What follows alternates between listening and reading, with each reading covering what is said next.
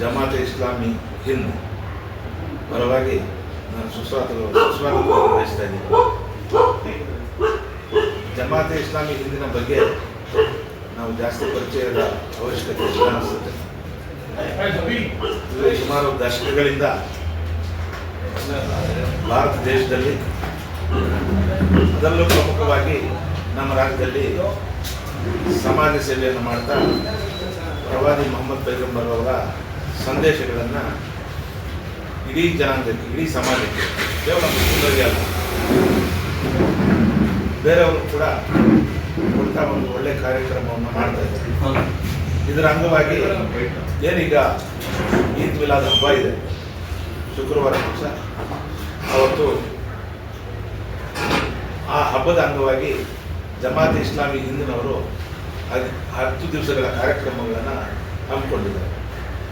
ಆ ಕಾರ್ಯಕ್ರಮಗಳ ಮೊದಲನೇ ಅಂಗವಾಗಿ ಇವತ್ತು ಪತ್ರಕರ್ತರ ಭವನದಲ್ಲಿ ಒಂದು ಪತ್ರಿಕಾಗೋಷ್ಠಿಯನ್ನು ಕೂಡ ನಡೆಸಿ ತಾನೇ ಬಂದಿದ್ದೀವಿ. ಈಗ ತಮ್ಮನ್ನು ಉದ್ದೇಶಿಸಿ ಮಾತನಾಡ್ತೇವೆ. ಈ ಅಭಿಯಾನದ ಉದ್ದೇಶ ಪ್ರವಾದಿ ಮೊಹಮ್ಮದ್ ಸಲ್ಲಲ್ಲಾಹು ಅಲೈಹಿ ವಸಲ್ಲಂ ಅವರ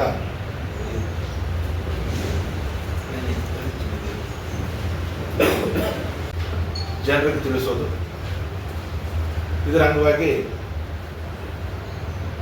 ನಾಳೆಯಿಂದನೇ ಪ್ರವಾದಿ ಮೊಹಮ್ಮದ್ ಸಲ್ಲಲ್ಲಾಹು ಅಲೈಹಿ ವಸಲ್ಲಂ ಅವರ ಜೀವನ ಶೈಲಿ ಅಥವಾ ಜೀವನ ಚರಿತ್ರೆಯ ಬಗ್ಗೆ ಎಲ್ಲ ಲೋಕಲ್ ಪೇಪರ್ಸಲ್ಲಿ, ಪತ್ರಿಕೆಗಳಲ್ಲಿ ಒಂದು ಆರ್ಟಿಕಲ್ ಬರ್ತದೆ ಈ ಸಂಘಟನೆ ಪರವಾಗಿ. ಅದಾದಮೇಲೆ ಸೀರತ್ ಬುಕ್ ರಿಲೀಸಿಂಗ್ ಸೆರೆಮನಿ ಅಂತ ಪ್ರವಾದಿ ಮೊಹಮ್ಮದ್ ಪೈಗಂಬರ್ ಸಲ್ಲಲ್ಲಾಹು ಅಲೈಹಿ ವಸಲ್ಲಂ ಅವರ ಜೀವನ ಚರಿತ್ರೆಯ ಬಗ್ಗೆ ಅಬ್ದುಲ್ ಸಲಾಂ ಕುತ್ತಿಗೆ, ಯಾರು ವಾರ್ತಾ ಭಾರತೀಯ ಸಂಪಾದಕರಾಗಿದ್ದಾರೆ, ಅವರೊಂದು ಪುಸ್ತಕವನ್ನು ಬರೆದಿದ್ದಾರೆ. ಆ ಪುಸ್ತಕವನ್ನು ಈದ್ ಮಿಲಾದ್ ಕಾರ್ಯಕ್ರಮ ಏನಾಗ್ತದೆ, ಜಮಾತೆ ಇದು ಅಂಜುಮನ್ ಇಸ್ಲಾಮಿಯವರು ಹಮ್ಮಿಕೊಂಡಿದ್ದಾರಲ್ಲ, ಈದ್ ಮಿಲಾದ್ ಸಂಜೆ ಆ ಕಾರ್ಯಕ್ರಮದಲ್ಲಿ ಆ ಪುಸ್ತಕವನ್ನು ಬಿಡುಗಡೆ ಮಾಡ್ತಕ್ಕಂಥ ಒಂದು ಕಾರ್ಯಕ್ರಮ ಕೂಡ ಇದೆ. ಅದಾದಮೇಲೆ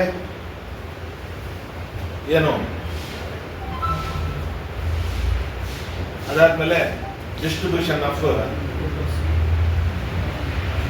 ಸೀರತ್ ಫೋಲ್ಡರ್ಸ್ ಅಮಂಗ್ ದಿ ಪಬ್ಲಿಕ್ ಅಂತ, ಸಾಮಾನ್ಯ ಜನರಿಗೆ ಈ ಒಂದು ಫೋಲ್ಡರ್ಸ್ ಅಂದರೆ ಇದನ್ನು ಡಿಸ್ಟ್ರಿಬ್ಯೂಟ್ ಮಾಡಿ ಇವರ ಕಾರ್ಯಕ್ರಮ. ಈ 10 ದಿವಸ ಕಾರ್ಯಕ್ರಮದಲ್ಲಿ ಇದು ಒಂದು ಕೂಡ ಕಾರ್ಯಕ್ರಮ.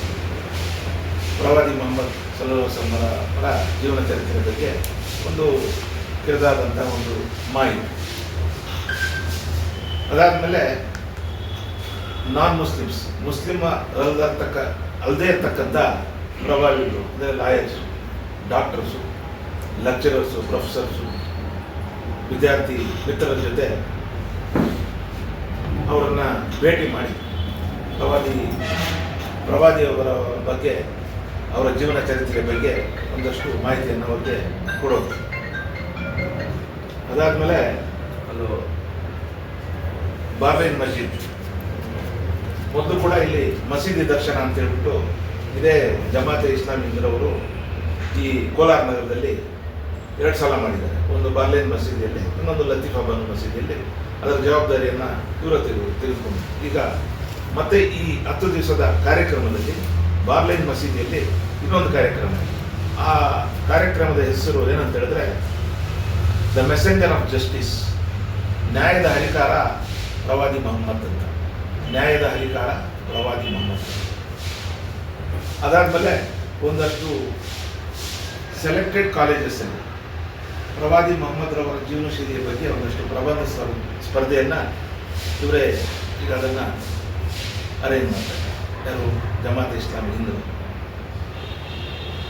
ಅದಾದಮೇಲೆ ಈದ್ ಮಿಲಾದ್ ದಿವಸ ಶುಕ್ರವಾರ ಆಗಿರೋದ್ರಿಂದ ನಮಾಜ್ ಮೊದಲು ಅಥವಾ ಇನ್ನು ಅದರ ಬಗ್ಗೆ ತೀರ್ಮಾನ ತೆಗೆದುಕೊಂಡಿಲ್ಲ, ಅಥವಾ ನಮಾಜ್ ನಂತರ SNR ಆಸ್ಪತ್ರೆ ಹಾಗೂ ಜಾಲಪ್ಪ ಆಸ್ಪತ್ರೆಯಲ್ಲಿ ರೋಗಿಗಳಿಗೆ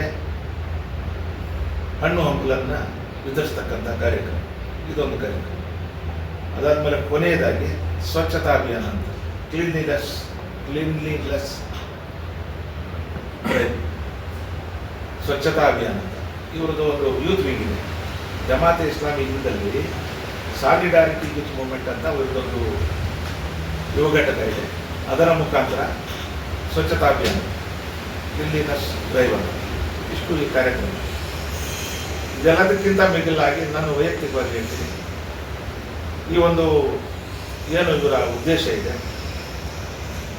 ಪ್ರವಾದಿಯವರ ಬಗ್ಗೆ ಕೆಲವೊಂದು ತಪ್ಪು ಕಲ್ಪನೆಗಳು ಬೇರೆ ಸಮಾಜದಲ್ಲಿ ಇರಬಹುದು, ಇದ್ರೆ ನಾವು ಅದಕ್ಕೆ ತಪ್ಪು ಅಂತ ಹೇಳೋಕ್ಕಾಗಲ್ಲ. ಯಾಕಂದರೆ ಅಲ್ಲಿಯವರಿಗೆ ಏನು ಇವರು ವಾಸ್ತವ ಸಂದೇಶಗಳು ಅದು ಹೋಗಿರಲ್ಲ, ಅದಕ್ಕೋಸ್ಕರ ತಪ್ಪು ಕಲ್ಪನೆ ಇರಲಬಹುದು. ಪ್ರವಾದಿಯವರ ಬಹಳ ದೊಡ್ಡವಾದಂಥ ಧ್ಯೇಯ, ಅವರ ದೊಡ್ಡ ಸಂದೇಶಗಳಲ್ಲಿ ಒಂದು ಸಂದೇಶ ಸಮಾನತೆ ಇಲ್ಲದ ಧರ್ಮ ಇಲ್ಲ ಅಂತ ಬಹಳಷ್ಟು ದೊಡ್ಡ ಜನ ಹೇಳಿದ್ದಾರೆ. ಆ ಒಂದು ಸಂದೇಶವನ್ನು ಕೂಡ ಬೇರೆ ಸಮಾಜಗಳವರಿಗೆ ಕೊಡ್ತಕ್ಕಂಥ ಉದ್ದೇಶ ಕೂಡ ಈ ಒಂದು ಸಂಘಟನೆಯ ಉದ್ದೇಶ ಆಗಿದೆ ಅಂತ ಹೇಳ್ತಾ, ಈ ಎಲ್ಲ ಕಾರ್ಯಕ್ರಮಗಳಿಗೆ ಎಲ್ಲ ತಾವು ಬಂಧು ಮಿತ್ರರು, ಬುದ್ಧಿಜೀವಿಗಳು, ಮೇಧಾವಿಗಳು, ಸಮಾಜದ ಹಿತಚಿಂತಕರು ನಮಗೆ ಸಹಕಾರ ಕೊಡಬೇಕು ಅಂತ ಈ ವೇದಿಕೆ ಮುಖಾಂತರ ಕೋರ್ತಾ ನನ್ನ ಮಾತನ್ನು ಮುಗಿಸ್ತೀನಿ.